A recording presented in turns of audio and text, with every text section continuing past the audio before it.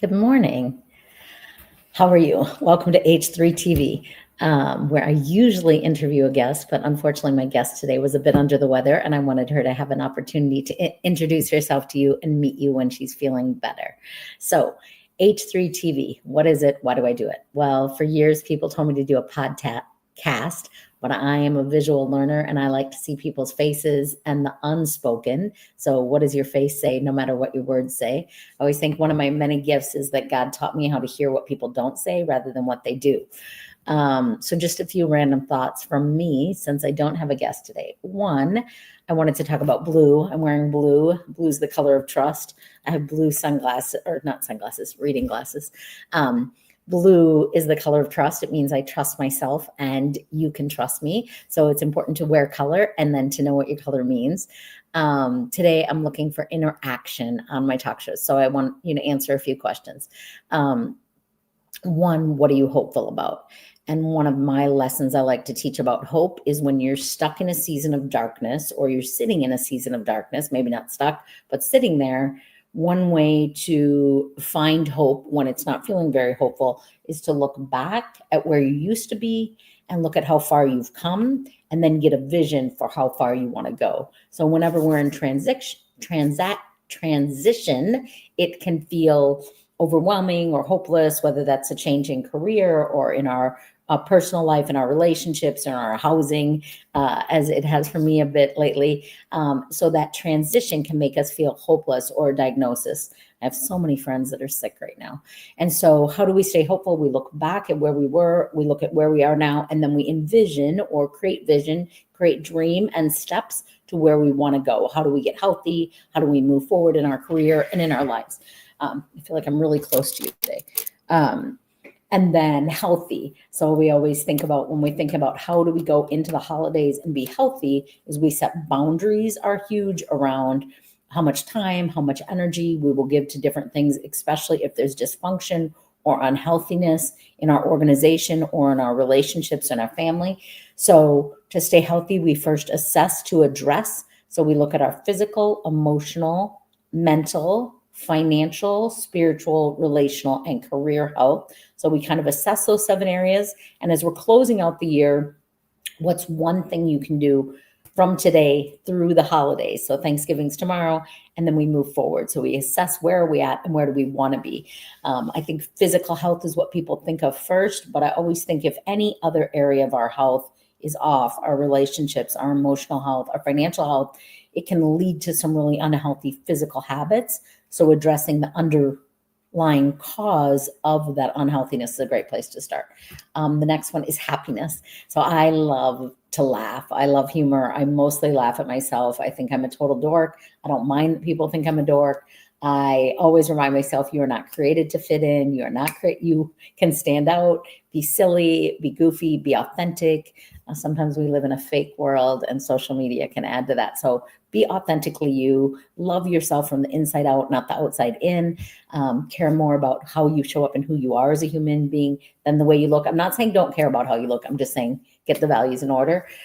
So look for places to laugh. We are flying to see Val and Ed, our friends, and we can't wait to just hang out and talk and watch Hallmark movies and play games and just be in community and conversation and humor and hope together.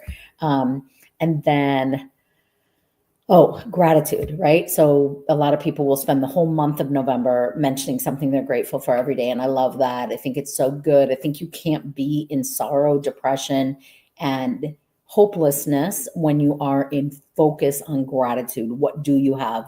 What have you been blessed by? So this morning, my intention is grateful for having lived at the beach and a little sad that I might not always get to live at the beach, but that's okay. Hopeful for this opportunity that we have now and hopeful for what the future will bring.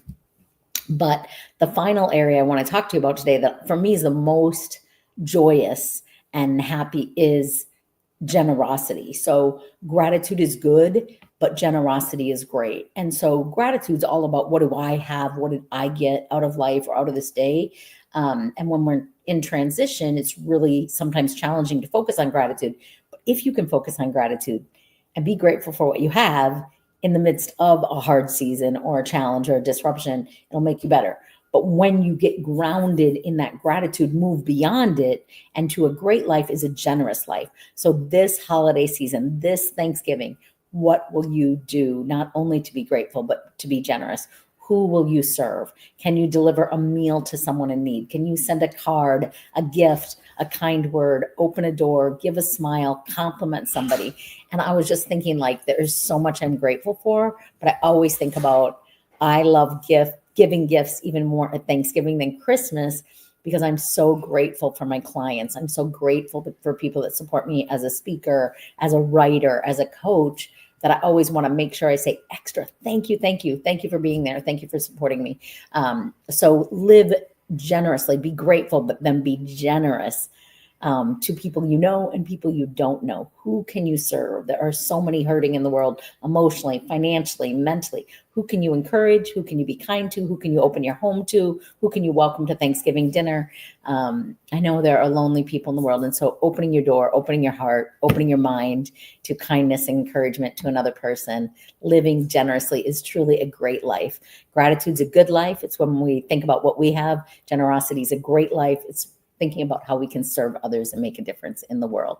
I wore these earrings for my H3 TV today. I don't know if you can see them or not, but they're bookshelves, because I was thinking, what will you be reading this holiday season? I love my clients that have read my books and bought my books and given them to other people to read. And then they write to me about what happened when they read my book and how maybe it was their first book they ever finished, or how they're implementing something that I'm teaching.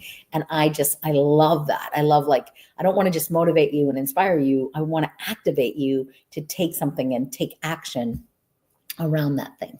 So this holiday weekend, this kickoff to the holiday season, from Thanksgiving to Hanukkah to Christmas to Kwanzaa, to celebrating life and a year well lived and getting to live another year.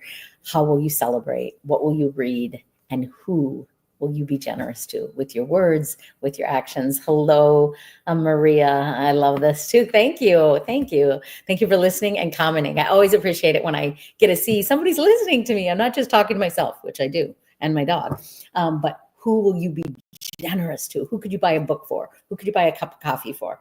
Who could you take to the movies, invite to your dinner table? I went to 2 movies this week, which I haven't been to a movie in probably a year, but I went to the world's worst, greatest Christmas pageant, and it was so relatable, and it brought tears to my eyes and memories to my very impoverished childhood. And I just thought, a little gift, a little kindness, a little acceptance, curiosity, and wonder about someone that looks different than you or acts different. What is their story? What is their struggle? And how can we encourage them? And then I went and saw Wicked, and don't yell at me for this. I love Wicked, like love it. Like, I listen to the soundtrack every month. And I've seen it in Chicago and San Francisco with my daughter in Chicago and my mother in San Francisco, and I love it. I thought the movie was a little disappointing. Don't kill me, because I know a lot of you love the movie, and the movie is great, especially if you haven't seen the theater.